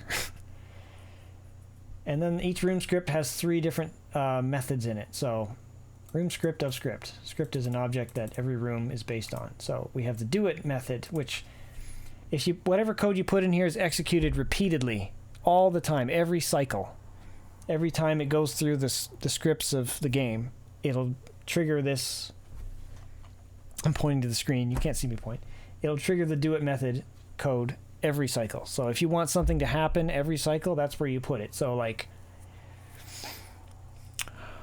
if you want it to check at all times where when ego starts walking on a certain color, like for that water script I have, you would put that here. Is ego on this color? If it is, then set this view. That's where you'd put that. And then handle event, this is where you put your parser commands, and for any event that the game triggers that you want to happen when something triggers, like a command or something, you'd put that here. Change state, you can control from any subscript in the room, and it's basically a state machine, but it goes through one by one. So it starts at state 0 and assigns 2 seconds. So state 0 lasts for 2 seconds and then triggers the next state. State 1, so when you first walk in, it waits 2 seconds, and then it prints, "You have found her, the girl from the magic mirror. She's even more beautiful than you imagined." That's where that text comes from. And then after that, this just displays the text on the screen, and you have to press enter to get rid of it. And so when it's gone, then it moves on to the next. So Valenice, you set the loop to 0, so she turns around, and then set cycle walk, which is a specific animation cycle, and you would pass set motion move to, and then you give it coordinates, and it'll automatically move from the coordinates that it is to the coordinates you want it to be while using the cycle walk animation. And that's set in the act object. So every act object has a walk set cycle, and instead of like just move, like you don't want her to just like hover across the screen. You want her to actually walk. So it uses her walking animations there, so you don't have to put them in manually, and then it shows you where you want to. You tell it where you want to move her. So move her to these coordinates, which I basically copied from AGI. I did look into the logic scripts of AGI for some things, for specific exact replication, which I won't be preserving once I redo all the art, but it was a starting point. And then self means cue the change state. So, okay, after you've moved Valenice to these coordinates, cue self, cue the change state to the next state, and then Valenice sets motion to move to. We don't need to set cycle walk again because it was already done here. Set motion move to these coordinates. So she'll walk down, and then she'll at a certain angle, and then she'll walk at a different angle. Those were just the 2 sets of coordinates in AGI, so I just copied them. And that's all that happens. I haven't actually programmed in to kiss Valenice yet. She's so tiny, yeah. Not till she's older anyway. When she grows up, yeah. I was thinking ahead. Keep it appropriate. Thanks for sharing. Yeah, no problem. Not much. Very nice. Thank you. If you want, I'll give you a hand with a background or two. That'd be cool. I'm going to focus on the scripting for now, just to replicate the original game first. And then I have a few unfinished backgrounds I've already started. I'm going to try to get back to those. Maybe I'll start the call for help if anyone wants to help a little later. But I really appreciate that. You do some great backgrounds with... what's the name of your game again? I forget. Oh, I feel bad. It used to be called Knight's Quest, didn't it? Way back when, and then you changed it. Betrayed Alliance. Is that it? End games. Betrayal Alliance or something. Sorry, I don't remember it. Betrayed Alliance. Okay, thanks. Yeah, those backgrounds are awesome. I especially love how you use dithering different color patterns for the rocks. So I've got a bit more time here. I'll go a little bit past 11. I don't have to leave right at 11, so if anyone wants to stick around, get to the actual development part of this game development stream, we can. So, right. So, do I have the views yet for Graham and Valenice animations? If not, I'll have to pull them from AGI Studio, which wasn't working. I still don't know why that wasn't working.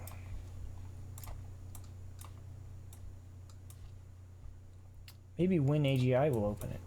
It's another awesome program. Just so used to AGI Studio. Let's try this again. Error reading files. Is that because I have SCI Viewer opening it already? Maybe that's the reason. So it was. SCI Viewer was hogging the game. Okay. So that was... I tried to keep all the numbering the same. So that was picture 90. So that would be room 90. So that would be logic 90. Logic 90. Yeah. You have found her, the girl from the magic mirror. So this is AGI logic script. I don't understand it as well, but I can, understand some things. Check out swim. Check out antique shop. Oh, because these are synonyms. The game uses synonyms, and when you decompile an AGI game, when AGI Studio decompiles it, it uses the first synonym in the list of synonyms. So antique shop is actually like another word for words talk. Where is it? It'll be in here somewhere. This is the library of nouns and words and verbs and everything in King's Quest II AGI. I'm not sure where it is. So checkout is the first noun or whatever for looking. So you can type checkout, examine, inspect, look, and view, and the game will interpret it all the same. I got a nice girl kissing animation I could customize for Valenice. Oh, that'd be great. That'd be awesome. I'd appreciate that. And again, anyone who contributes anything to this game, if I decide to use it, and I think it fits the theme and everything, I'll credit you when this is actually finished. I can't find it, but I'm pretty sure antique shop is like room. There's antique. Anyway, doesn't matter. So, if said Graham, that's when you say your name. Oh, Graham, I am forever grateful to you. So that word is also a synonym. I don't know who programmed that in the original game. That won't be in my game. But if you type check out that word, it's the same as look at woman. Oh, the 80s. She is even more lovely than she appeared in the mirror. Her long auburn hair tumbles in luscious waves down her back. She has the bluest eyes you've ever seen and soft, creamy skin. So I would copy that for... Like, I can start doing that right now. So here's where I handle set events. I forget how to handle set events, so I'm just going to open another room where I already have them and copy some code. Grandma Cottage. I have some seds in here, I'm pretty sure. Yeah, here we go. If said look. Oh, it's not a nice word. Is the text too small? Maybe I can increase the font size in Windows. Will that make it better for everybody? Let's see.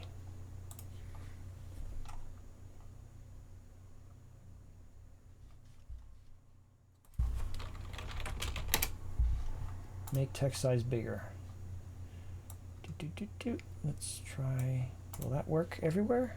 Please wait. I hope that didn't crash anything. Is everyone still with me? I hope everyone's still with me. Maybe I shouldn't have done that.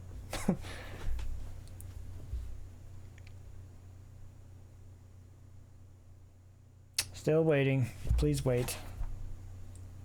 Check my phone. I hope everyone's still with me. Maybe I shouldn't. Yeah, it looks pretty. I'm looking at the stream on my phone. It looks pretty messed up now. And it didn't change anything for the text. What about AGI Studio? Nope, didn't change it there either. I'm going to change it back.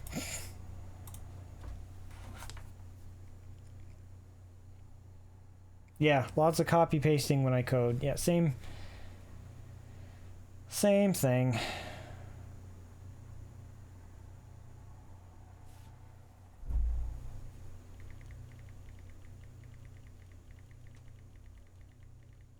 Just a second.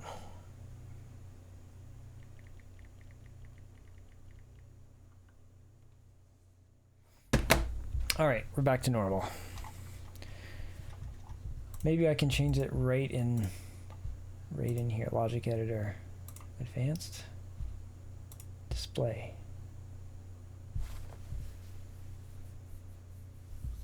Okay, here we go. Font size. Let's change it to like 16. Let's see what that looks like.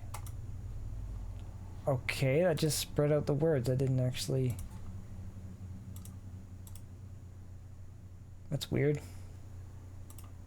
Did it change the font size? That's really weird.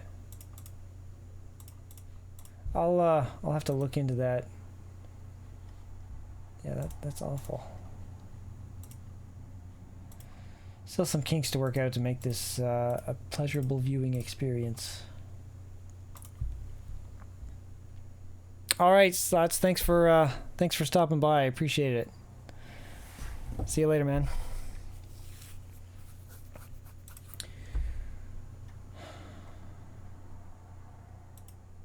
What if I do like 22? It's just spreading out the words. It's not actually changing the font size. Oh well. I don't need to look at AGI Studio very much anyway, so we'll just put it back for now. But maybe this I can change.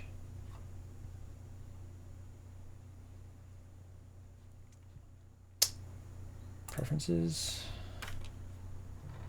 No script text size options at all that I can see. Well, sorry, I can't make it any bigger, I'm afraid. Okay, so this is how the SID statements look, so I'll try adding that. Can you mouse wheel click to increase the size? No, I can't. I cannot. And I don't think Companion has that option. I'm in 1080p. Next time I should probably stream this in 720p. That'll make the text bigger and it'll actually make the stream a little easier to stream if some people have internet connection speed issues. Which no one's complained about that yet, but hey, you never know.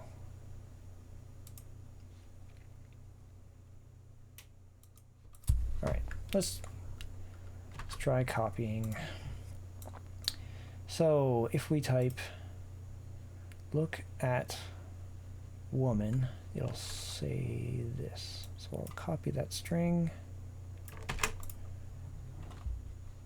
If said look. Put that in the handle events. Okay. If I gotta go back. Okay, let's close all this extraneous stuff so it's simpler. If lots of parentheses. The Sierra script is better than the Lisp-like script that SCI Studio used to have. There's less parentheses, but there's still a lot. The syntax, I mean. If said. Is there another parentheses there? Nope, there isn't. Look, and then greater than symbol. And then I can add a bunch of different events for look at what. So if, I keep doing capital, if said girl. What's the or again? Okay, comma is or. Falanese. I wonder if that's a word I have in my dictionary. I'll have to add that if I don't. Print.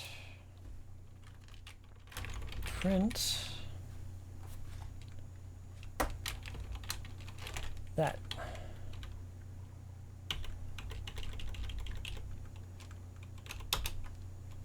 Now there's a way to do multiple lines, but I've been using text resources. Maybe I'll just add this as a text resource instead. Well, no, not for now. I'll just do this for now. Whoops. Hit the Windows key. Bluest eyes you've ever seen and soft, creamy skin. Period.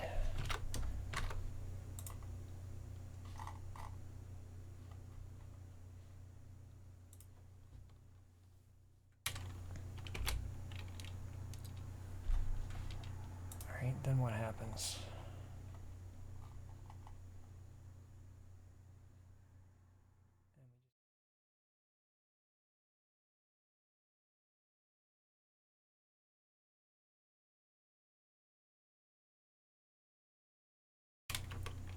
Close parentheses. And I can add more looks later. Is Valanese a word though? I'll just compile that. Okay, Valanese is not in the vocabulary. So I just tried to compile the script and it very conveniently puts up some errors. Phil48 did a great job on this IDE. He created SCI Companion as a follow-up to SCI Studio, and he left it for a number of years and then came back to it to support VGA SCI games, which is super fun. I want to get into that too eventually. So we can make actual Sierra style games in their engine like King's Quest V and King's Quest VI, like that, with those colors and those, and with speech and everything. It's awesome. AGS is awesome, but doing it in SCI is just, I don't know, something about it. There's a lot more limitations, but it's fun.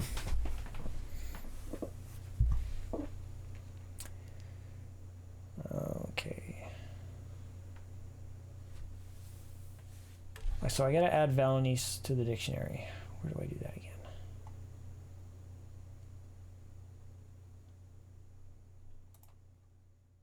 Vocabs. Words. Okay, I gotta add Valanese here. Let's add a word.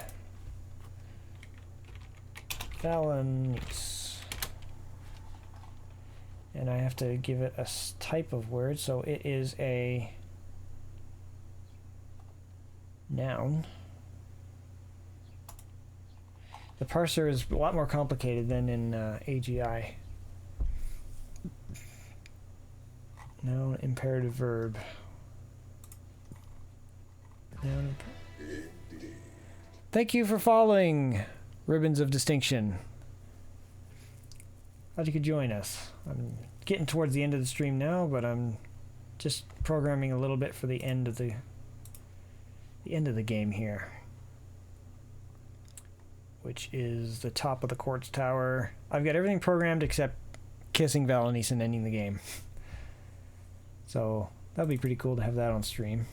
Where's this? There we go. I'm gonna have to pull the animations from the game too. That's what I was thinking. So I guess it's just a noun. That'll be fine. Save. Can I compile now? Yes, I can. It works. Look, girl, Valenice. Now, let's do another one. If, said, kiss. Wait a sec.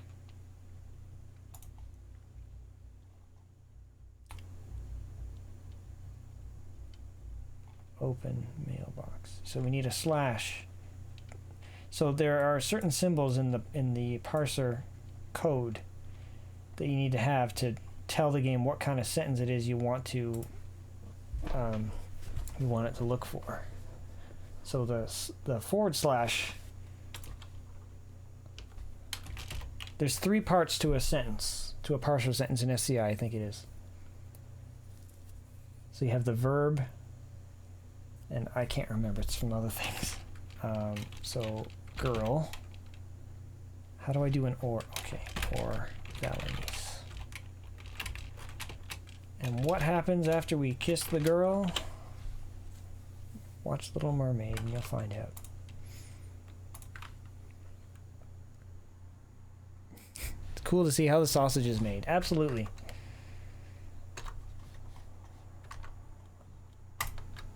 Okay.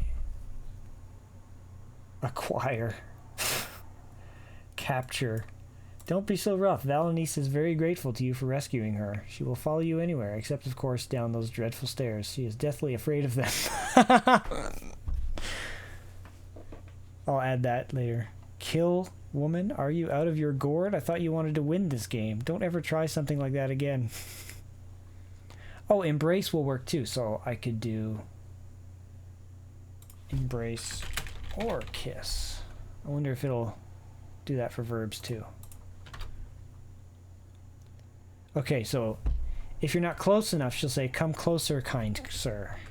So I have to add that. I gotta add code to check for that. So if g-ego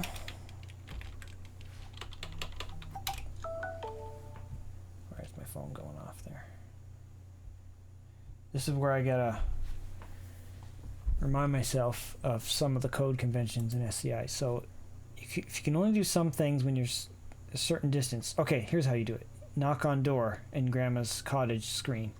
If g-ego distance to the door is less than or equal to a certain number, it'll say one thing, otherwise it'll say another thing. So that's what I need. I'll just copy that. I can copy my own code. So if g-ego distance to a Valenice, what does AGI Studio have? If distance, see, I can't read. I don't know what this means. 00, 02, V94.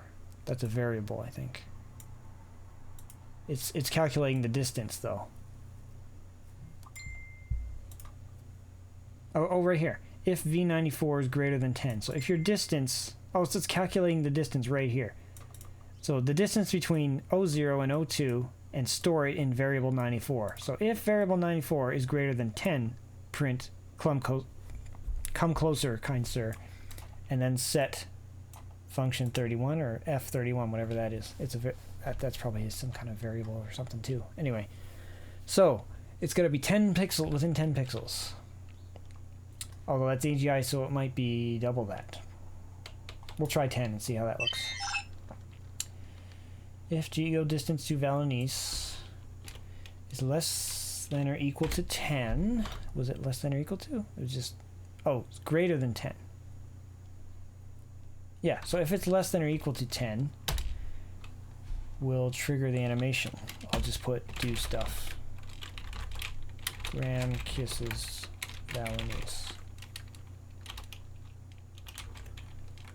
Else, am I doing the if-else correctly? Nope, I am not. There are no other parentheses.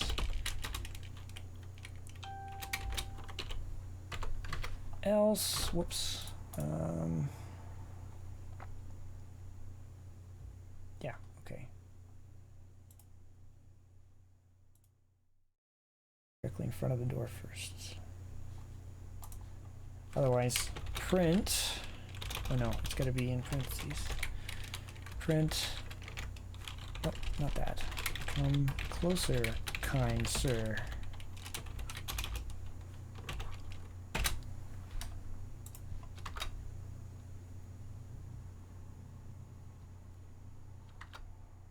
Let's try that. Print. I'll just put some text here. Graham kisses Valenice. Yay! So I don't have the animation yet. I'll add that later. And it compiles successfully. Let's run the game. Continue game. Stream forward. It should be up here. Okay. Feed lion. Will that work?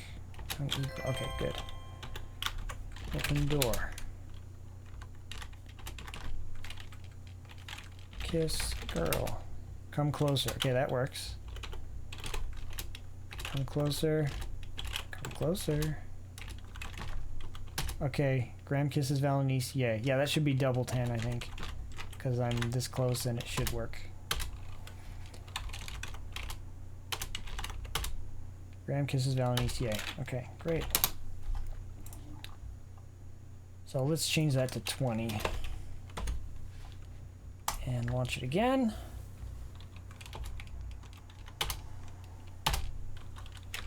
Lion. Okay, I'm gonna end of game. Let's do this. Indoor. Kiss Valenice. Kiss girl. They both work. There. That's a good. Yeah. 20 pixels it is. Because, as I said before, AGI pixels are double width. It's because it's a 160 by 200 graphic game instead of 320 by 200. This is cool. Did you write the script in the logic editor? No. That must be the original. Yes, it is. So I'm opening the original AGI game with AGI Studio and looking at its code that Sierra wrote. It's decompiled and it's obfuscated, but... so it's not exactly what they were looking at, but it's effectively exactly what they were looking at. And everything that they wrote here. So here's all the strings for each of the interactions and the possible parsers you can type in. Marry woman. Don't be impatient. You just met. Take some time and get acquainted. Now, the game deserves some credit for that. Even if it is pretty instantaneous. Love. If said love, print, I love you too. Imagine Graham just walking in. Love. I love you too. Speak woman. My name is Valenice. What is your name? Misogyny 80s style.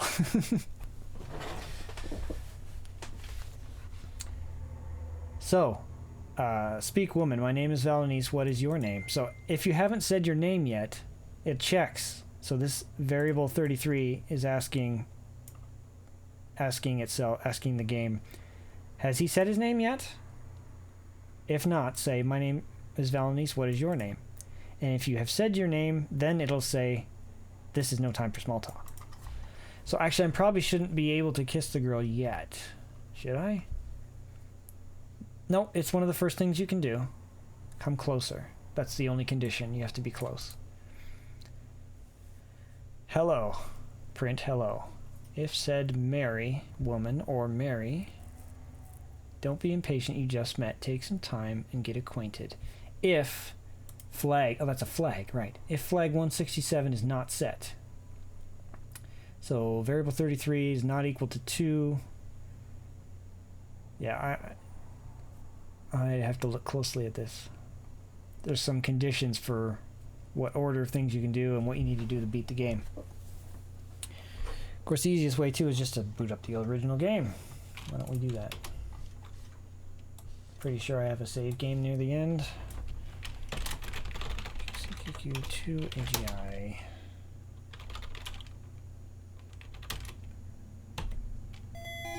Oh, right. Doesn't, this is kind of glitchy in DOSBox. Hang on. It should just be PC speaker. Yeah, okay. 7. What are my save games here? Oh, I'm right at the end of the game. Good. Glint of metal catches your eye. Oh, I didn't program in that statement.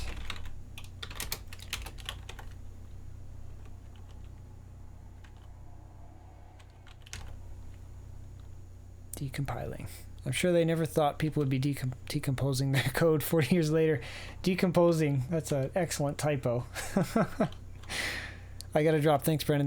This will fun to drop in on. This will be fun to, yeah, thanks for coming by, Jeremiah. I'll be ending pretty soon anyway.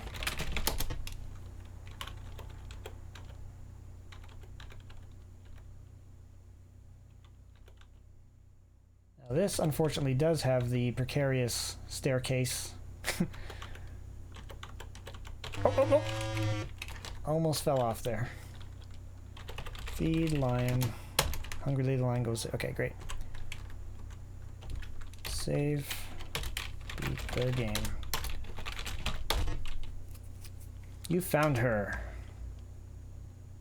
Yeah, she walks over and then down. Kiss woman. Come closer. Talk woman. Graham. Oh, Graham, I'm forever grateful to you. Marry woman. Don't be impatient. Get acquainted by kissing her. Oh, it does it automatically. Tentatively embrace the beautiful girl your lips meet hers, and you are both in ecstasy. This was well worth playing the game for. This little animation and this text dialogue box. Alright. And you can kiss as many times as you want, which is, you know, awesome. Talk girl. This is no time for small talk. Okay, marry girl. Yes, of course I will. And then, we type home. You remember the word home, a tingling sensation develops your body, you black out for a second when you come to you see you are somewhere else. Congratulations. Okay, so that's everything I have to code in. I hope that's not too loud.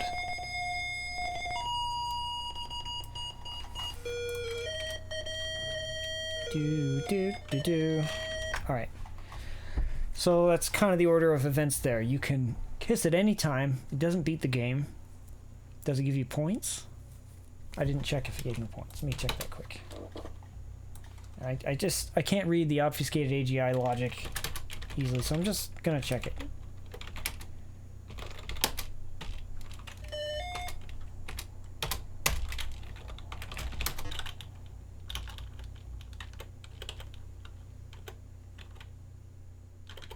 Oh, okay. So I could go up to her and type kiss girl, or I could do this. And she'll say, come closer. And then when I get closer, they'll do it automatically. Okay. Okay. Talk girl. Let's get acquainted. What's your name? Felonies. What's your name? Graham. Let's get married. That's all you need, apparently. I'm forever grateful to you. Okay. Marry girl. Does that give you points? It does not. I didn't check if kissing gave points. Let me try that again. Nope, just walking in the room gives you points. Kissing the girl does not give you points. Graham, Mary. No time response. Kiss girl. Do it again. Mary? Yes, of course I will. Okay, right after you kiss, you have to type that. If you do anything else, you gotta kiss her again and then say Mary. Which I don't know if I'll replicate that exactly the way it was, but... Then type home. And I finished the game with not even full points. 171 of 185.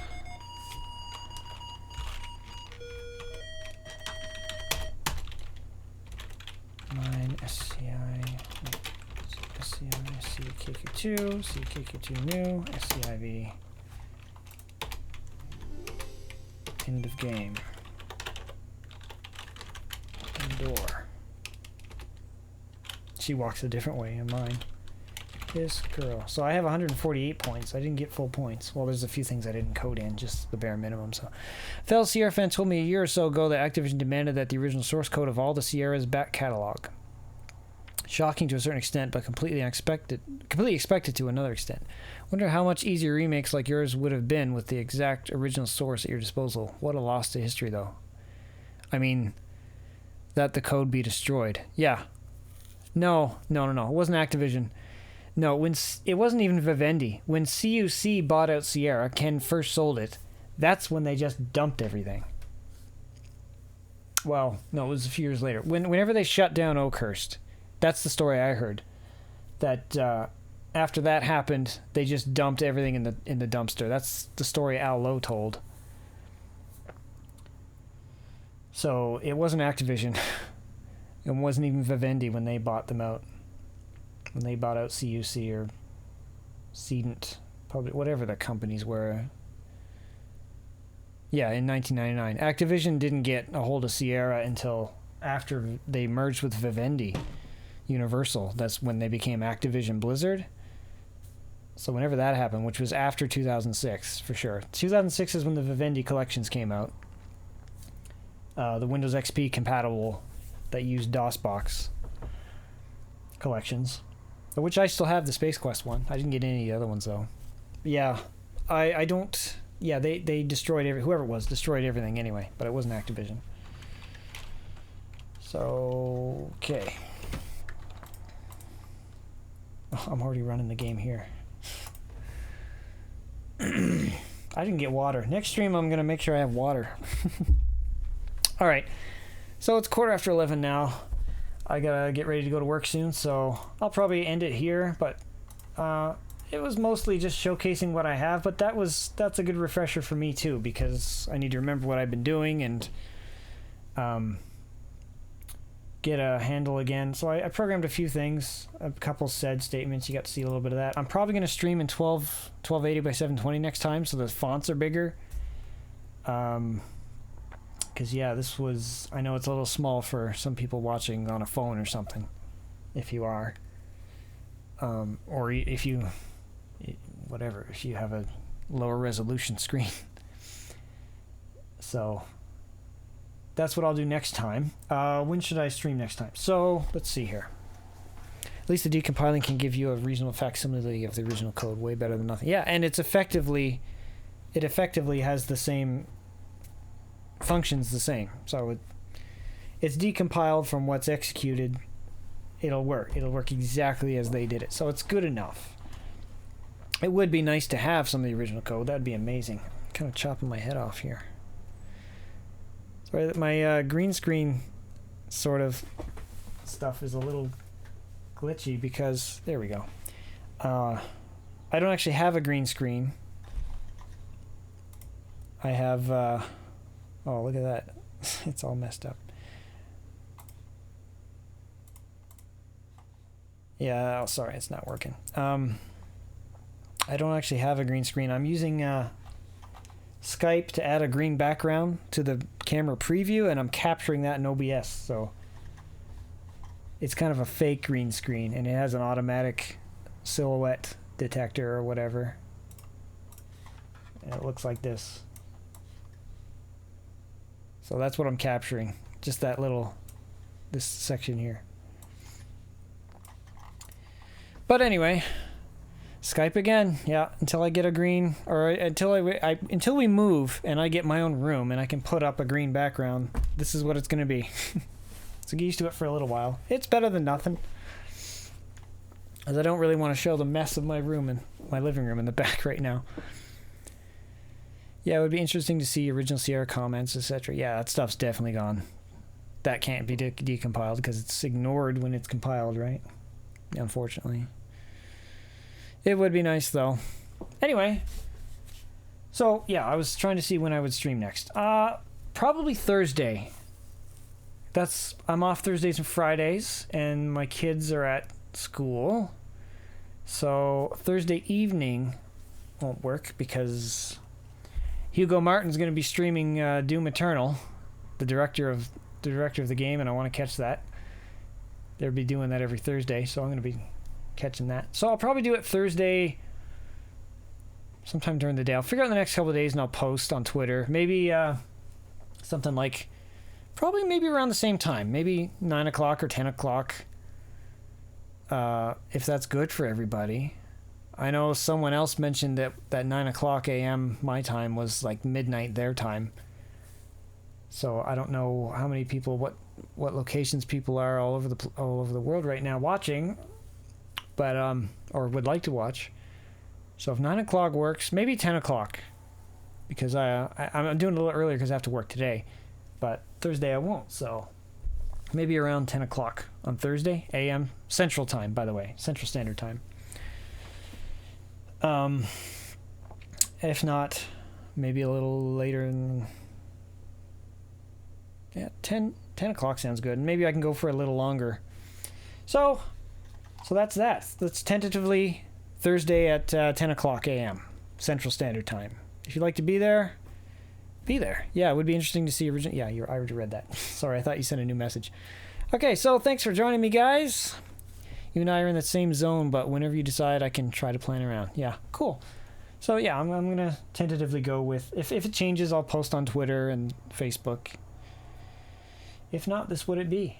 Well, I hope you enjoyed it. I hope it was a little bit, we didn't do too much development, but we did a little bit, and we recapped what I had done up to this point anyway, so it was a good refresher for me. Good to get, we're all up to speed now. We're all basically up to speed.